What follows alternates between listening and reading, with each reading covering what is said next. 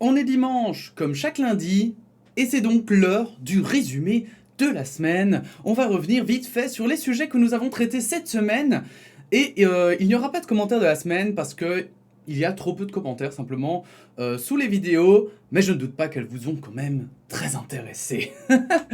Hop, c'est parti.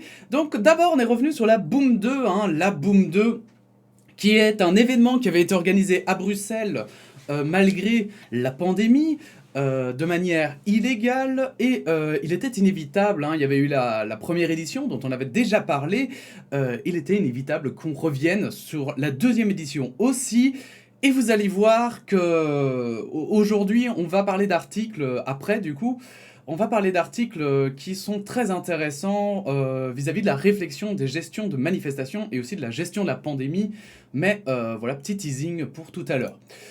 Instagram Kids, une fausse bonne idée. On avait aussi un article sur Instagram Kids. Instagram voudrait lancer un Instagram, mais spécialement pour les enfants, avec évidemment aucune personne, comment dire, qui aurait de mauvaises intentions. Et simplement, c'était un article qui présentait le pour et le contre, les avantages et les inconvénients. Un article, ma foi, très intéressant, qui nous a remis plein de perspectives différentes dans la tête, des opinions différentes, et c'était vraiment très intéressant. On a eu aussi des œuvres d'art gratuites, le site qui permet d'avoir des œuvres d'art gratuitement, une maison d'édition exemplaire, donc la maison d'édition qui s'appelle Exemplaire, qui permet de rémunérer justement les auteurs de BD.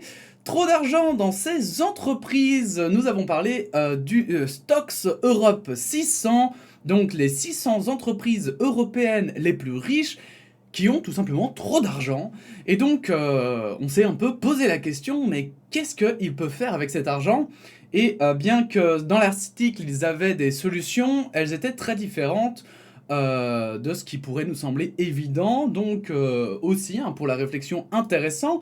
Et on termine avec Blanche-Neige n'est pas cancel, une grosse vidéo, pour moi, c'était important de la faire, parce que c'est un sujet finalement qui a déchaîné les passions dans tous les côtés, et on est vite fait revenu sur Blanche-Neige, ses origines, et on a appris beaucoup de trucs, c'était assez cool, et pourquoi finalement parler de cancel culture était un petit peu exagéré. Voilà, je vous invite bien sûr à aller voir ces vidéos, elles sont toutes disponibles sur la chaîne, et puis on se retrouve tout de suite pour les actualités du coup du jour. Voilà, la bise.